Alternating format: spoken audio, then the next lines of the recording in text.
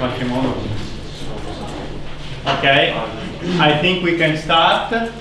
The speaker of today is Moreno Ambrosin of the computer science branch of this school, which last year was him.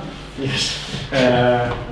Okay, as I already said other times, the presence of computer science can be a good complement, as long as it lasted, to our doctoral school for basically two reasons. The first one is that sometimes computer science is just hidden mathematics or applied mathematics, and we saw this last year with at least 2 or 3 seminars.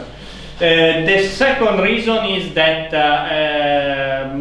some computer science make quite a non-trivial use of mathematics, and in some ways where mathematics can have non-trivial use. In other ways, in ways that seem trivial unless you start thinking about some things that implementing things is not so straightforward as it seems, because there could be some unforeseen things, or in this case some external interferences or influence. The typical example is hackers. You can project something which mathematically stays well in its feet, but with some external intervention, everything falls apart, and sometimes things are critical in this way. Okay, so but it's time to make you speak. Now, the title is Secure and Scalable Management of the Internet of Things Deployments. The speaker is Moreno Ambrosin, who is working under the supervision of Professor Mauro Conti here. And I think you can start.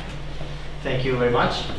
So, so I'm working with inside the SPRITZ Group, which is the Security and Privacy Research Group, Professor Conti, and I'm finishing almost at the end of my PhD program. So that's why I put almost PhD, not yet PhD. And so let's start. So my talk will be about security. Secure scalable management of IoT deployment. So we work on, this is a series of works that we have done in collaboration with the Center of Advanced Security in Darmstadt, in the University of Darmstadt, and the Inter-Collaborative Security Research Group in Darmstadt. And this basically, we work on managing deployments of IoT devices. So we have many new services that are based on IoT. And then these services based on connectivity, and then when we have connectivity, we have services. We need also to think about security. So that's what would be the outline of my presentation. I will give a brief context, introduction about what is IoT and so on, and then I will talk very briefly about what is IoT device management. And I will introduce you also the two contributions that we have made in these 3 years. One is for a protocol for secure software update distribution, and the other one is a protocol for the verification of a deployment, so of the integrity of a deployment. And the concept of integrity will be clear afterwards. And finally, of course, we'll conclude and tell you something about what we are currently doing and what is our future work. So basically, what is the Internet of Things? Internet of Things is a buzzword, and it's used to define many things. And that has many definitions, and there's not just only one. And I like this one, which is basically defines the IoT as a set of a network of physical objects. So it basically is the extension of you take an object, you put some technology inside, you give communication, and then you use it to sense and interact with the environment, or to collect data, or to act on the environment itself. And this is what, in my opinion, defines better the IoT. And this also gives from a business point of view, like you can actually think of IoT as the integration of things, like your I don't know, the fridge or your toaster, into business solutions. So you will have like a smart fridge, or you will have like a smart microwave that can tell you when things are ready on your smartphone, for example. But that's basically what we can, how do we picture the IoT. It's correct to say that things are everywhere right now, and things in terms of course, IoT devices. They are used in many fields, like factory automation, vehicular networks, or like inside vehicles, and so on. And according to some recent forecasts, they are expected to reach like 50 billion. So, and sometimes some other forecasts say 100 billions by 2020. So we are pretty close to reach this very huge amount of devices that are pretty everywhere.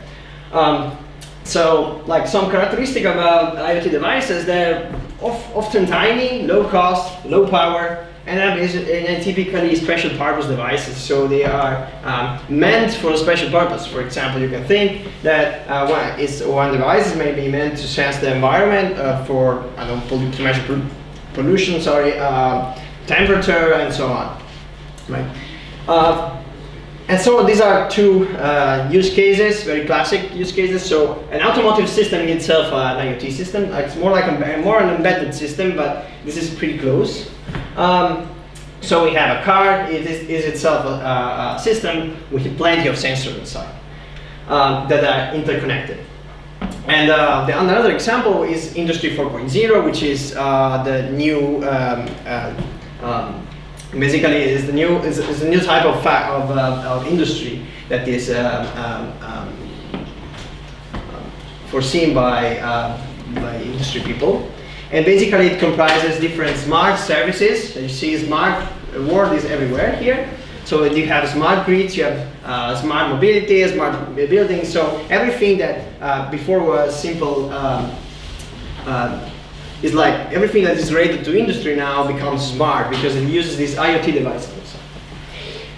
And so, but here I'm a security guy, and we have to talk about security. So why security? So IoT is very promising, but it's also a security nightmare. So the first reason of this is that devices are in general quite easy to hack. And we had many recent examples. So, for example, that we had the largest denial of service attack on a part of the internet in the US that was generated by IoT devices. And this is actually the large presence, the pervasive presence of IoT devices itself that provides an unprecedentedly large attack surface. So we have a lot of devices that can be easily hackable. We have a large surface, basically. We have we give the attacker a lot of power. Security here is important because IoT deployments now are controlling critical environments. For example, one is smart grids, which is the new generation electrical systems, surveillance, factory automation, and so on. And because the IoT devices that we always carry every day, like heart rate monitoring and so on, they actually sense private information. So like my location, my own consumption, if you think about smart metering, so like in the electricity metering that automatically measure the power consumption in the house, and then they report to a metering data management system. And then we had heart monitoring and so on. So in the first case, we have this IoT may represent a threat for safety critical systems. In the second case, this is the presented threat for the system and user privacy. So what is the IoT device management? That IoT device management deals with all these four main tasks. The first one is provisioning and authentication, and what this means is that provisioning and authentication is we have a network of devices, you have a deployment of devices, which is basically a network of interconnected objects, and you have to take a new device and put it inside the new network. And this is basically what this provisioning is. And authentication is that you want to make sure that the device is a real device, so it has the right to stay inside the system. The second one is configuration and control. So we want to have an interaction with the device. It's more like a technological issue. And then you want to provide to be able to distribute commands, to give commands to the device to act accordingly. Another task is monitoring and diagnostics. So of course, if you have a deployment of device, you have a system of devices, you want to know what they are doing, right? And if they are acting correctly, or if there is any issue with their execution.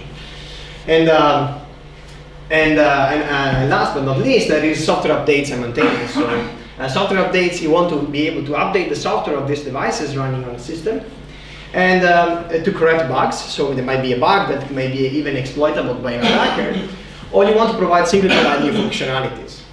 And typically, this is carried out over the air. So you don't want you want to take the device, shut down the device, install the updates, and then turn on the device again. Because if you have billions of devices, you can imagine what would be the cost of doing this.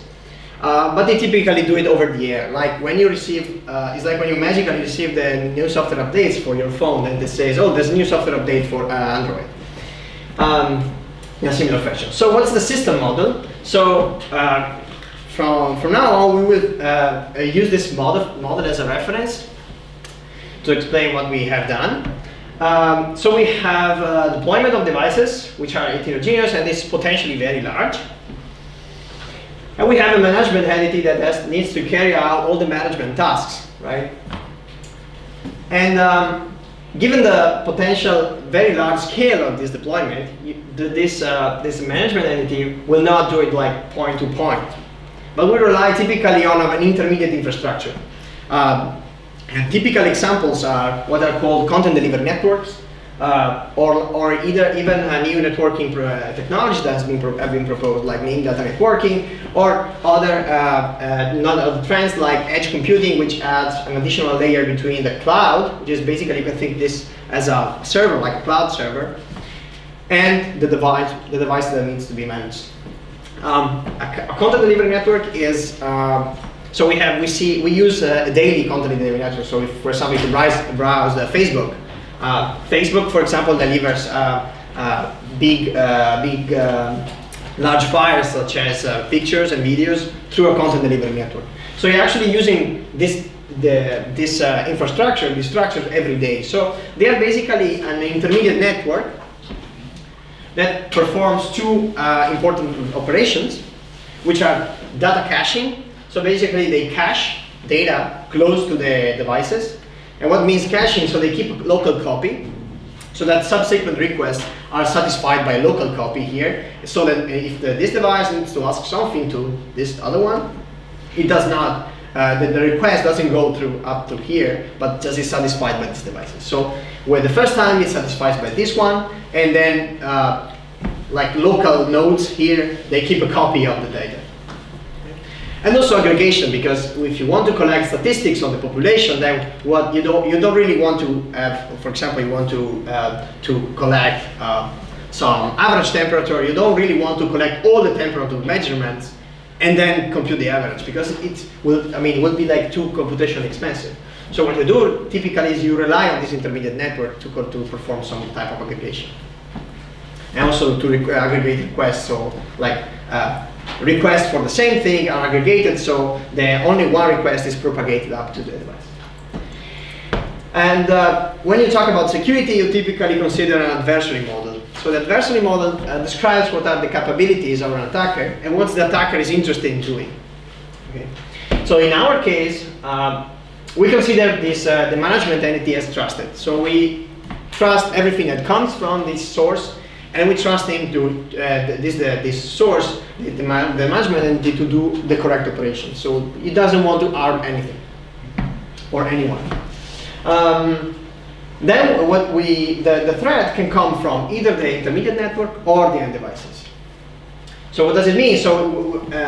So we assume in particular that an attacker can actually take control of part of or all this network, with the intent of compromising the integrity, authenticity, and confidentiality of the data. And this means that he may be interested in trying to access what these two devices are transmitting. So for example, he's requesting some software updates from this device, and the updates can be confidential, can be proprietary software, and this node may try to get this software update. Okay.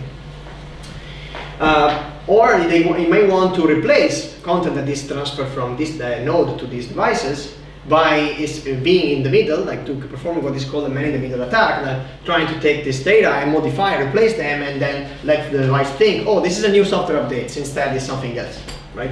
Like malware. Another threat can be like device integrity can be compromised. So an attacker can come and take a device and can replace the software inside to perform some malicious operation. An example is we are sensing a temperature for some critical purpose, and an attacker can simply take the device, replace the firmware, and always replace with, oh, everything is fine, the temperature is okay, while it's not. And so this is a typical example of what an attacker can do if he can replace, he can violate the integrity of the device. But this will be clear later on. So these are mainly two contributions that we are going to talk about. This is more like future work. So the first one, we design a protocol to distribute software updates. And the second one will be is a protocol to perform this verification to get some aggregate value that is representative of the integrity status of the devices of a large population or large deployment. And this is mainly a future work. We are currently working on providing a framework for common distribution and statistics collection from devices in the same adversarial setting, this one, as before.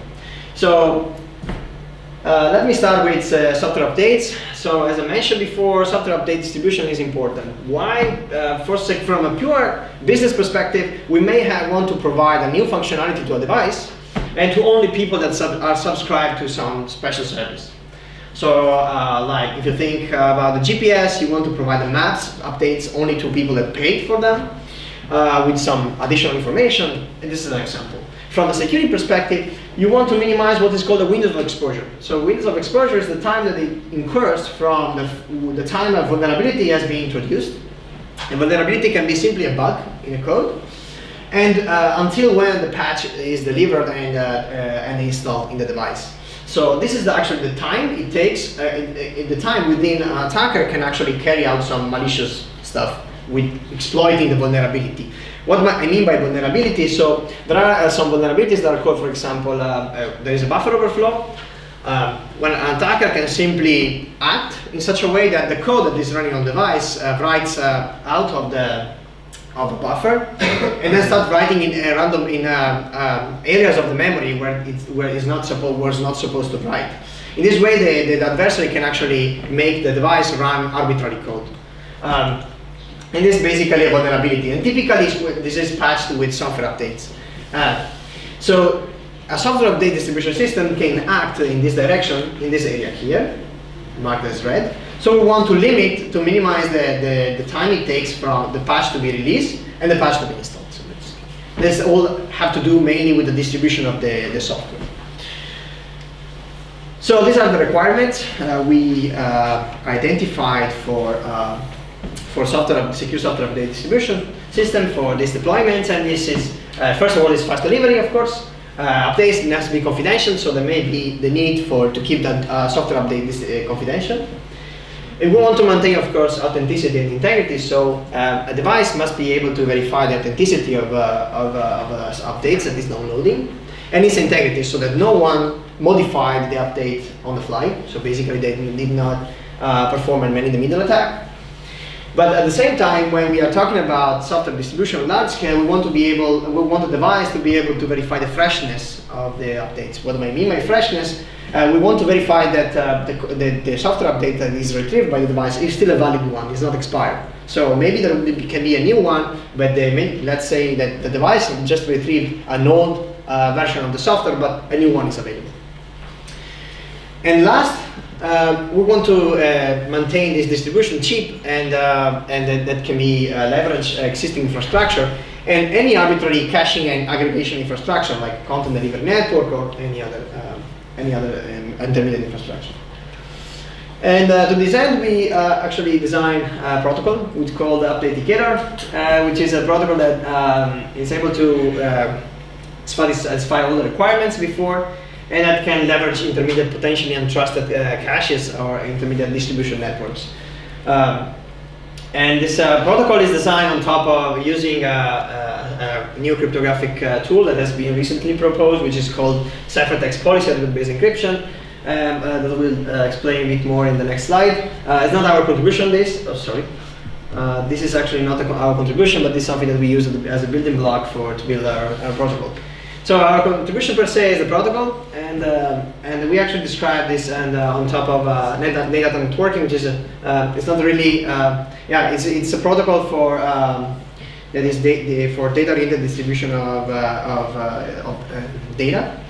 So it's that data-centric network protocol. So it's a new protocol that's been proposed to try to replace IP and to overcome some of its drawbacks.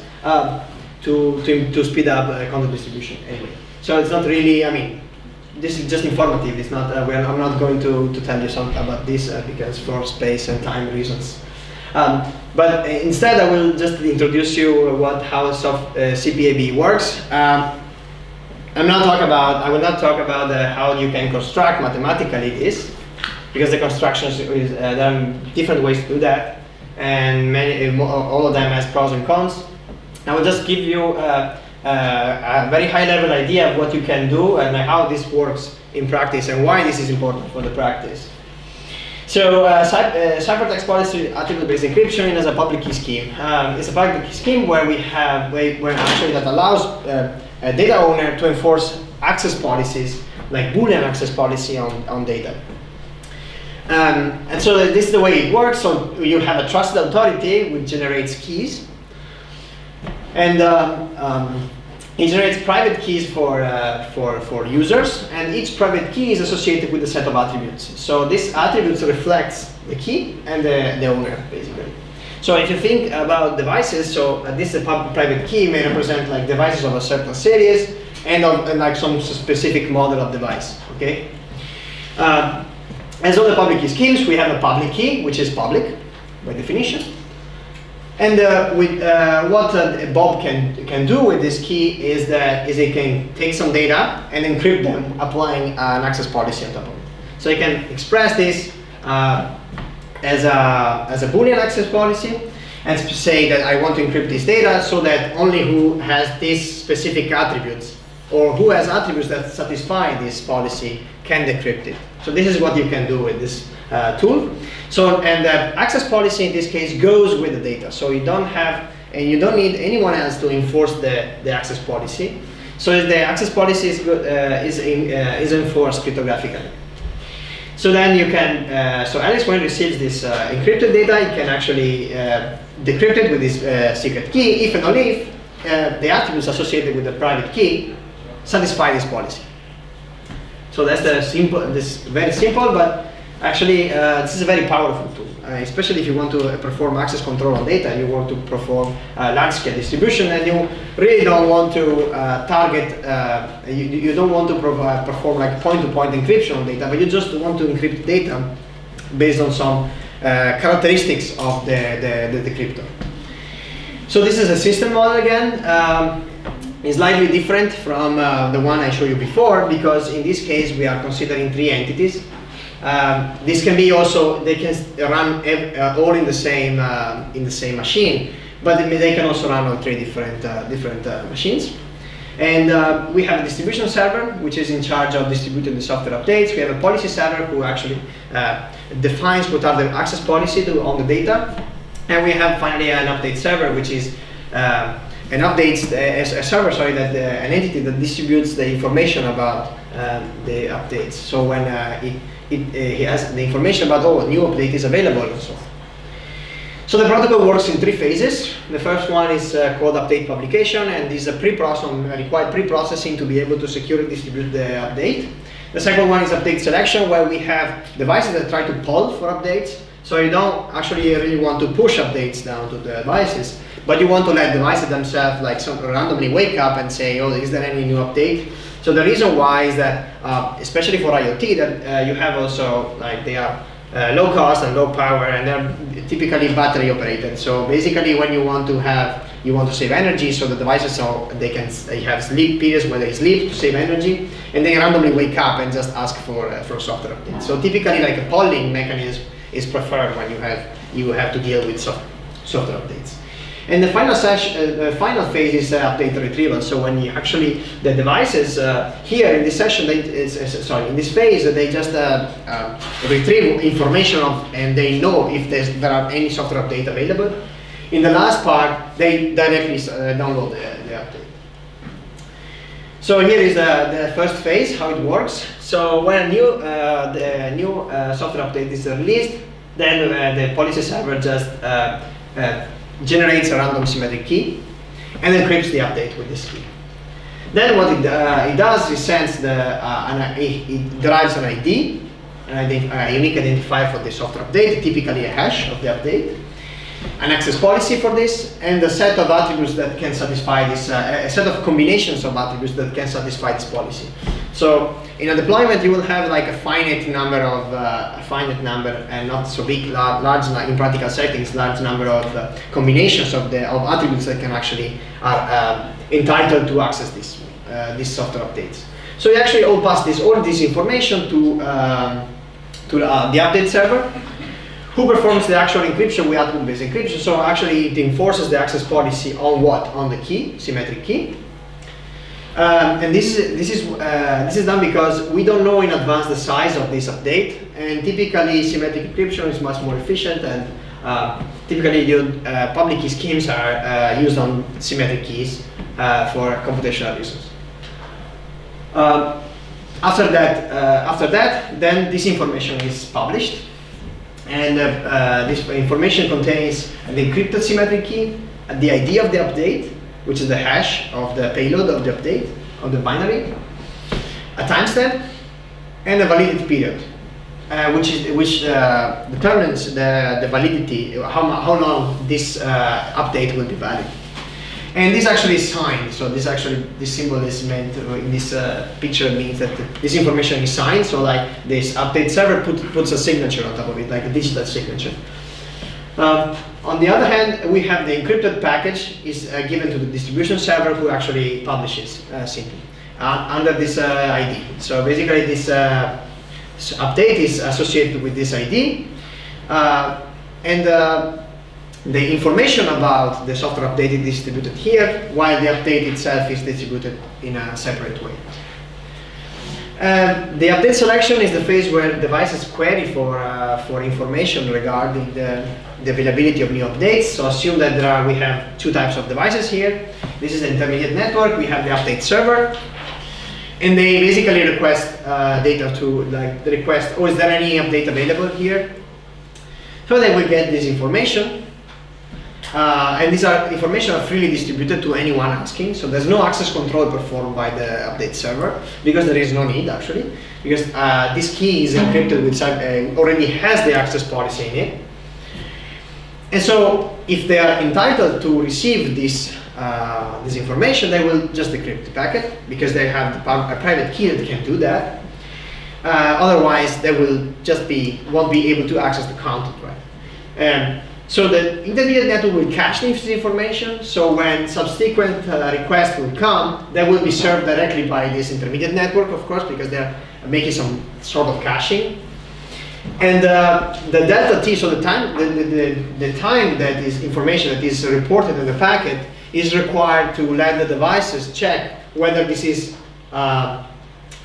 like something new or not. So they have an idea of, this gives an idea of if the content is too old, or if, for example, intentionally, one of these nodes maliciously is trying to give some old data to prevent this device from updating, for example, to perform an update. The third part I did not report here because it's simply requesting the same. It's very similar to this one, so it's just devices request the software updates, and then it gets delivered by this time the distribution server, and the update is cached inside the network. And the devices in the end, they can, if they were able to decrypt this, they actually will be able to decrypt also and to access the software update and finally install it. So to try to have an idea if this what's the performance of this, we did two types of evaluation. So first of all, we tried to do a large scale simulation using the network simulator, which is called NS3. It's a very popular one, and using also a plugin for it, which is called direct code execution. And direct code execution allows to run real code on top of the network simulator, so like via network code, like a real HTTP server and so on, and not just simulating it. We use this topology as a reference. This is actually, has the same structure of popular backbone network in Germany, and it has been used in many other related works. And we measure what's the difference to what is the performance gain in terms of time it takes. Remember that we wanted to reduce the window of exposure, time it takes to retrieve a content, but also like a software updates, but also for the software update distributor, what is actually the cost in terms of traffic and request that is going to receive. So we made all these devices, so we attached devices here. I don't think it's really visible, but here there are some gray robots here. So we attached like from 100 to 900 clients here, okay? And for this, yellow triangles represent the untrusted intermediate network, and we attach the software distributor here. So we perform like many simulations, and this is actually a summary of what we measure. So here is the graph is in log scale. This is the data which is transmitted by the updates server. This measures the traffic, and this measures the time. So this is from an update server point of view. This is what like update system point of view. This is the amount of traffic that is sent and received. Okay. This is in terms of request, of course. This is in terms of data that is actually pushed out. This actually I put here when you see NDN. This is because we use the NDN protocol to do this test, and this actually what this is the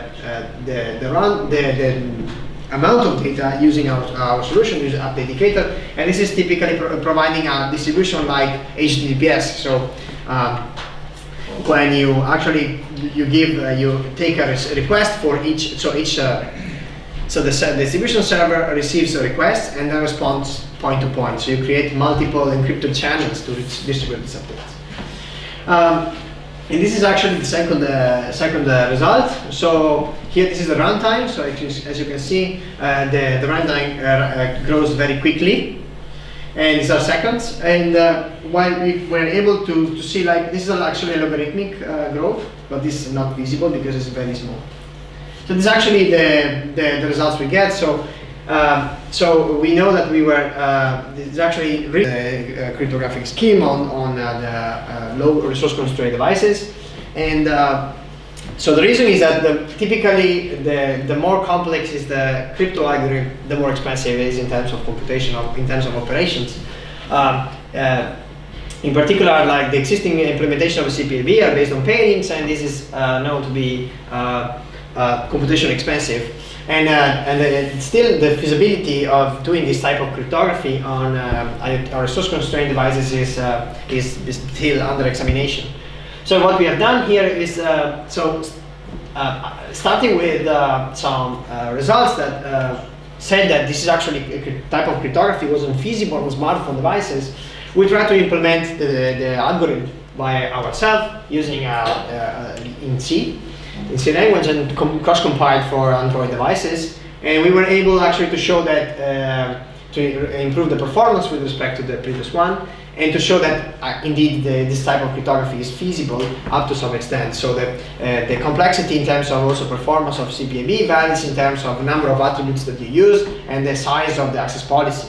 So the bigger the access policy, the more complex and computationally expensive would be the computation. And so we did like a practical evaluation and see that this is actually indeed feasible. And we did even more. We tried this code on top of more IoT-ish devices than a smartphone. Our smartphone is more like a general purpose computing. So we tested those on popular boards that are used in IoT development. And we were actually providing some sort of framework to be able to have an initial assessment of what would be the cost of using this cryptographic tool on these devices. So these are two results that we recently published, also out of the work on software update distribution. So that's basically all for for the part of software update distribution. And then the second contribution we have made is about the integrity deployment of IoT devices. And by integrity, I mean performing what is called a remote attestation. So a remote attestation is an interactive protocol between a prover and a verifier that allows the verifier to measure some property on the prover in a trusted way. So basically, assume you are a verifier and you want to know if a certain device, like that video camera there, is actually running the correct code. And by correct code, correct software, sorry. And by correct software, I mean like the firmware that was installed at the very beginning. So I want to make sure that no one actually modified the code that is running and the software that is running on that video camera. So I can use, so provided that I have some trusted component inside this device, and many devices, also your laptop probably is running one of these, is a hardware component. It's called Trusted Platform Module, which is very popular. Also my laptop is, the common laptop is developed with these low-cost devices. Provided you have what is called in general root of trust for measurement, you can actually perform this type of interactive protocol. That works more or less as follows. You have a verifier and a prover. The verifier sends a challenge, a random challenge to this prover. The prover performs measurements of the software or like parts of the software. So it can take, this typically translates into computing a hash of the software, and then compute a digest, and then signs this digest with some secret, shared secret key, which is a key shared between the prover and the verifier. And the key stays inside the trusted component, of course, because this is a requirement. I mean, the software, the malicious software, potential malicious software cannot access this key. Otherwise, this would not work. So the device, the prover computes this message authentication code to prove that, okay, I did some measurement. I did this measurement, and then I prove you that I did this measurement. So this proof. And then finally, the verifier computes the same message authentication code on an expected configuration, on expected measurement H prime. So a verifier already has to have an idea, a priori idea of what is the expected software. So I know that this video camera is running software XYZ. So what I can do, I can run an attestation with that camera. So I can pre-compute this H prime, and then let the camera and the trusted component inside the camera performing the same, and then I can simply compare the two message authentication code.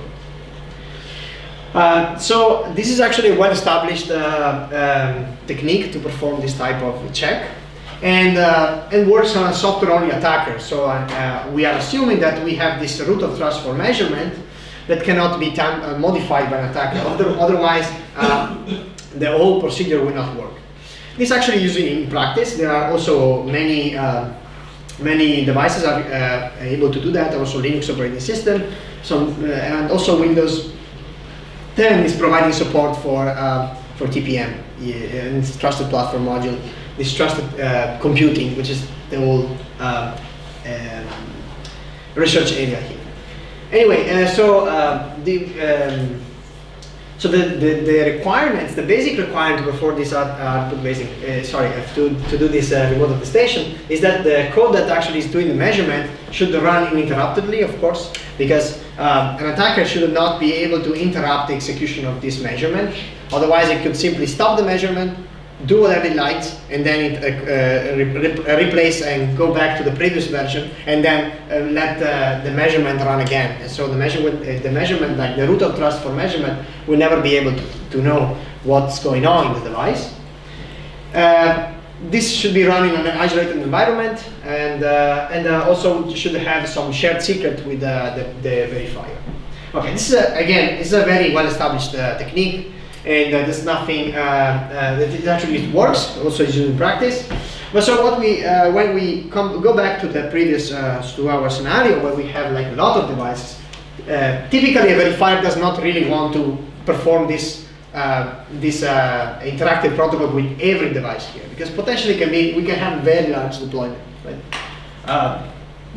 So the problem here becomes, how can I do I can perform a verification of the integrity of a whole network of devices efficiently? And to the question that we want to answer, are the devices running a correct software? Which of them is in an incorrect state or is running an incorrect software, and so on? So performing it iteratively is too complex. It's close linearly with the number of devices, and this is not very convenient. So, so there has been a few works in the literature doing that, dealing with this problem, and the first one is called SEDA. And this work actually, what they were doing is they were considering a network of devices, and then they were organizing the network as a spanning tree, and try to perform this attestation, aggregating where each node of the spanning tree were attesting its children, its child nodes. So this is actually a first step, and actually this makes the complexity logarithmic in the number of devices, not more linear. So it's much better for scalability. But it has a cons. So this forces every node to be equipped with some root of trust for measurement, which is always not the case. I mean, if you're using some public caching infrastructure or like for general public infrastructure, that the device is not, I mean, provided that this device will run any root of trust for measurement. And then all the nodes needs to be, and for this reason, that all the nodes needs to participate to the attestation. Another drawback is that, of course, we are assuming a software-only attacker, but it might be the case if we go to a stronger attacker model, we may have an attacker that can also modify the hardware inside the device. So in that case, compromising one device will compromise all of them. That's not particularly good, but still is a very valid attempt, first attempt towards providing a complete solution for this. They actually try to further improve their solution in DARPA, which is another protocol that they proposed, and trying to extend it to provide some other features like peer absence verification. A drawback of this solution is that it requires full connectivity between all the devices, among all the devices. So what we have done is we try to say, okay, let's in our adversarial setting, where actually we have an aggregation network, which is general purpose and can be untrusted. So what can we do here? So these are our assumptions. That the assumption is, as a reduced set of assumptions, like more realistic assumption with respect to previous work, is that only end devices are equipped with some root of trust for measurement, so some trusted hardware, some trusted component. And the aggregator nodes are organized in a tree structure and can be arbitrarily any type of device. So it can be a Raspberry Pi, can be a computer, can be a server, can be anything. These are some requirements. Of course, we want efficiency, scalability, and we want the protocol to be decentralized. We don't want to have like a centralized control of the whole protocol, and we want some degree of flexibility in the way this computation is performed. We don't want to have to work on very static networks, and we want this technique to be applicable to low-end devices also. And this actually also we want a better resilience to physical attacks, and in particular we want we have two requirements in mind. So if an aggregator gets compromised, we don't want to compromise the integrity of the attestation verification of the whole network. And we want to be able to, and if one device gets really hardware compromised, only that device should be compromised, not all of them. So that's the idea, like the attestation proof. I'm always talking about the attestation, of course, like the process. Because in previous work, if I were able to compromise one of the device by hardware also, I could fake the verification of the whole network. So that's not very good for security. So we designed a protocol, which is called SANA, which stands for Secure Network Aggregate Network Attestation. And basically the idea is that we broadcast a attestation request to all the devices, and then the devices perform an attestation response, and the attestation gets securely aggregated through the network. And the verifier only gets one single attestation proof that they can verify hopefully in a linear time. I say hopefully because in order to achieve this, we design a new aggregate scheme, aggregate signature scheme, which is called optimistic aggregate signature scheme, and it's called optimistic because it's based on a simple assumption, which is particular that we'll explain in a minute, and this it makes particular sense in our scenario where we want to perform this type of attestation. And it's actually work that was published in the CCS 2016 this year. And so, a few words on this signature scheme. Again, I'm not giving you details on the mathematical construction of the scheme.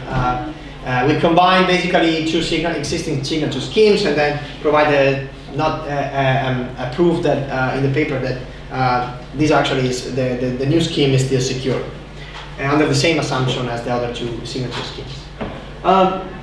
So what is the? But I will simply briefly introduce what is the type of signature useful for, and then why this is good in our scenario. So it allows to aggregate a signature, a set of signature, into a single smaller one, and it assumes the existence of a most frequent message M. So basically, what it does is just you have many devices, and all of them need to have the private key, a different private key, and a different private and public key. Sorry. So what this aggregate signature scheme allows to do is to have each device can compute a signature on any message, and we are able to combine, to aggregate this signature into one single signature. But with some, and this actually is done to be able to reduce the space in the size of the signature itself, and to be able to reduce the time it takes to verify the signature. So because verifying one of these signatures, the idea is more efficient than verifying like any signature. Okay. So, sorry. So we assume in the scheme we assume the existence of a most frequent message, which is signed by most of the devices, and this allows us to improve the performance of the whole signature scheme. And what we were able to achieve is that a signature size and the verification time, the time it takes to verify a signature, is linear in the number of signatures on messages that are different from the most frequent one. And it's optimistic also because it has constant performance, so the verification is constant when all the devices sign M. This may seem like a bit weird, but again, I mean, it will be more clear in the specific application. And the good thing is that it's dependent on the number of signers in the network, but still only dependent on the number of signers, so the devices and the signature that are computed on messages that are different from this one. So the way it works is more or less as follows. It's simplified, and just to give you an idea of this works. So every device has its own private key, so there are different private keys, of course. So let's assume that this is the most frequent message, and this is another type of message. So when a device signs this type of message, then it produces a signature, alpha 1, and then there are all different signatures, of course. So alpha 1, alpha n. So this actually, so you can see that the result of this signature function is a signature value, alpha 1, and an empty set. Why an empty set? Because if you sign a different message which is different from M, then you have to report the small signature value, and you have to attach to the signature the public key that signed this message. So so you have to attach this. When you actually perform the aggregation of this signature, all these signatures get combined to just one signature value, we call tau here, and then all these sets are there's a union of all these sets basically. So all the public keys are attached. In the end, what you will get is you have one single value tau, and you will get a beta b, which is composed by the list of messages. So for each message, different from the most frequent one, you will have all the public keys that sign that message. So the verification of this signature is as follows. So you can actually you take the signature, you take an aggregate public key, and an aggregate. So this is actually the signature value that is used by this verification. And you take what is an aggregate public key, which typically is the product of all the public keys, basically, minus the keys of the device that did not sign anything. So you assume you have a finite network of, or like a finite set of signers. like a limited set of of signers. And then actually you take an aggregate public key, and then you basically take out all the nodes that did not participate. So the public key of the device that did not participate in the signatures, aggregate multi-signature scheme. And you also take out all the public keys of the device that signed the most frequent message, basically. So this is actually what is APKM. And in this way you are able, this actually has a complexity which is, and this and the verification, which I'm not showing you the details of the verification here. So the overall, we have a complexity which is linear in the number of devices that sign messages that are different from them. And this actually technically is still linear in the number of devices, right? But in practical settings, especially if you do attestation, then what you can assume is that most of your devices will run in one node correct state, right? Because if you have a deployment of devices that are all, most of them are running in an unpredictable way, that's actually not the efficiency of attestation is not really the biggest problem. And this actually this assumption is very true in practice, but so there are ways to say that to be sure that this actually is runs the verification is constant time, but these are the details are in the paper. So that's so this is actually how the aggregate the optimistic aggregate signature works, and this is how we used in our attestation. So we have devices; they are equipped with this root of trust for measurements. The verified simply it works as follows. So we have the verified distribution challenge. And then the challenge contains the set of allowed configurations for the devices, and then the hash of the concatenation of all these configurations. So typically a configuration is a hash. So basically here we're computing a hash of hashes, concatenated hashes. So we distribute these two things, plus announs, of course, because we don't want to protect ourselves against reply attacks. And then when they receive the challenge, what they do is they compute a signature, like an aggregate OAS signature, over over HG and N, concatenated with N, if and only if the device can actually assess that the device is running on a correct state. So in our case, the verification of the correctness is performed inside the device, in the root of trust for measurement component. So if the device knows that this is in a correct state, it performs a signature on this. Otherwise, it simply performs a measurement and then computes a signature of that measurement here. So as you may imagine, this plus other things that are other details that I'm skipping here in this talk. So this part is the most frequent message of the whole network. So because we are assuming that no matter if the devices are heterogeneous, they will still compute a signature of this HG, which is a unique value is equal for all of them. Even if they have different configurations, this is equal because it's a hash of hashes, which is one single value. So they will compute a signature of the same message, basically, if they are all the same. And then the messages are aggregated, as I showed you before, along the tree, until they reach the verifier who is able to verify the signature in somewhat constant time. And I mean, if all of them are running a correct software, this will be constant time. And why this is good? Because we have reduced the need for these intermediate devices that aggregate this proof to be equipped with the same trusted hardware. So these can be arbitrarily trusted device. And so we are able to detect and attempt to compromise this value. So assume that an attacker wanted to compromise one of these devices, and then one of these nodes to be able to say, so if the verifier wants to say, oh, is everything fine? Then he responds, yeah, everything is fine, even if he actually compromised this device. So this cannot be done, it can be detected, immediately detected. And also this is good because the software attackers on end device also can be detected, of course, because this is actually the way it works for. The way attestation is meant for. So this actually, of course, like hardware devices, hardware attack on these devices, which is a different attacker model, cannot be detected. Can actually fake the attestation, but they can actually not modify the attestation value of these other devices.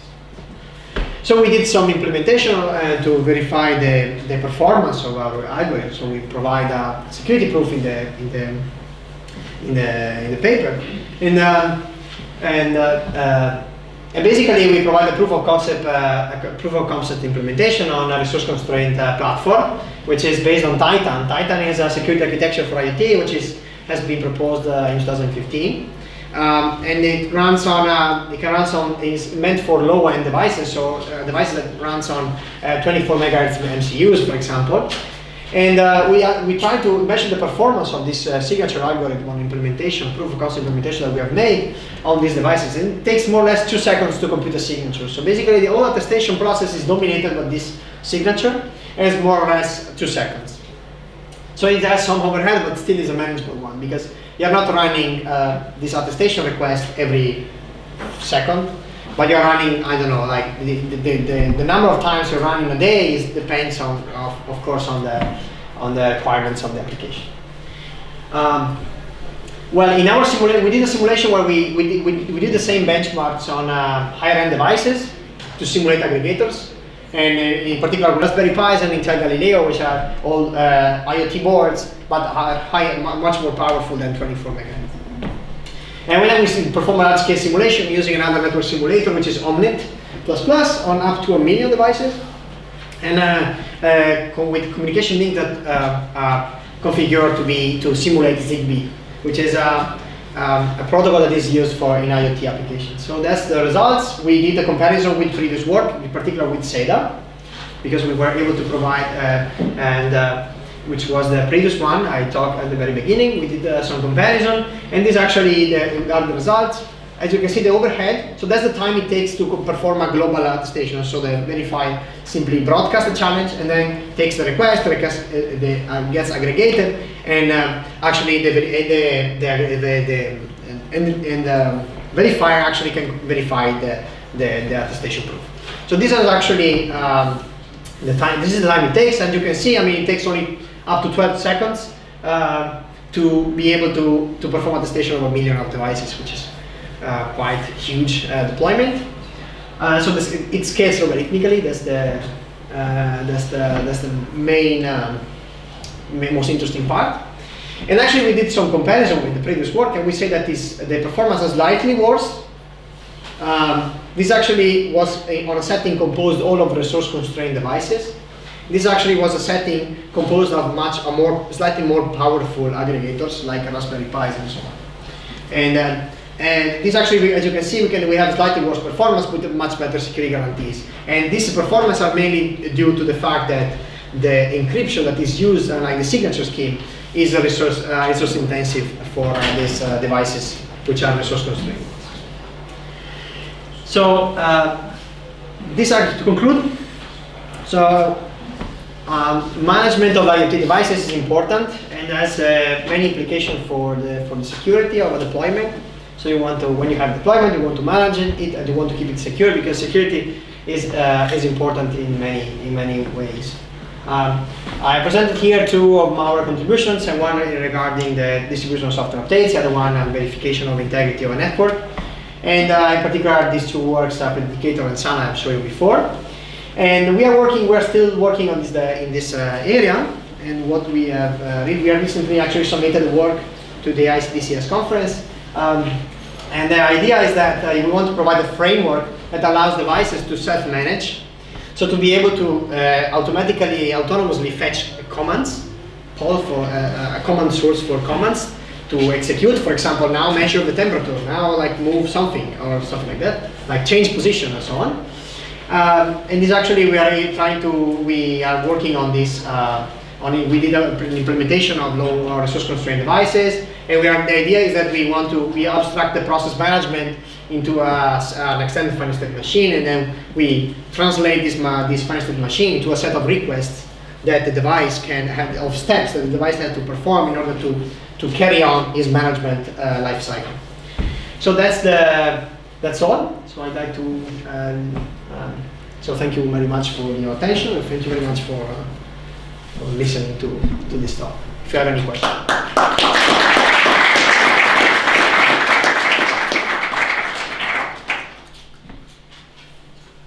Okay. Questions?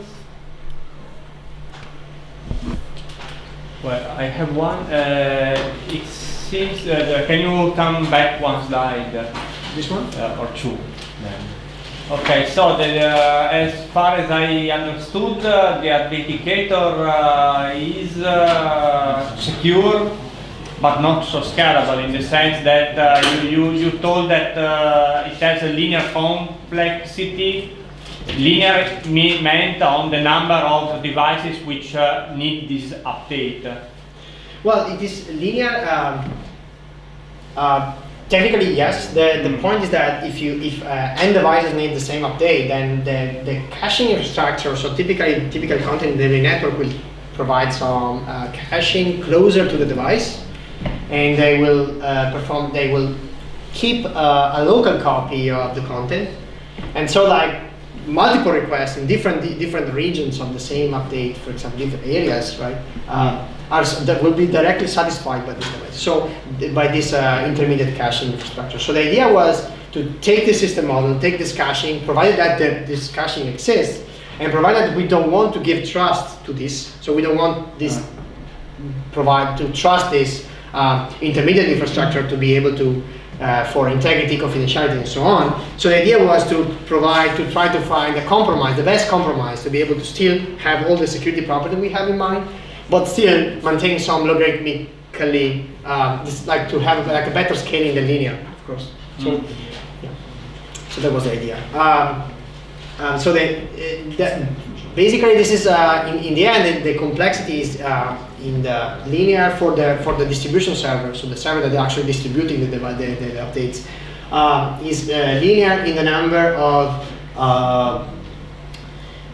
of possible configuration that exist in the network. So if you have like 1 million devices, you will have for sure a much smaller number of possible configuration of devices in practice, of course. I mean, theoretically you can have exponential number of them, but of course in practice, for practical deployment, all this work was meant as a very strong practical intent. So some of the results are still valid, of course, from a theoretical perspective, but are much more appreciated in a practical setting.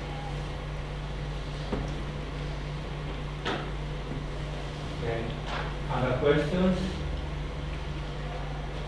Okay, then we can thank Moreno.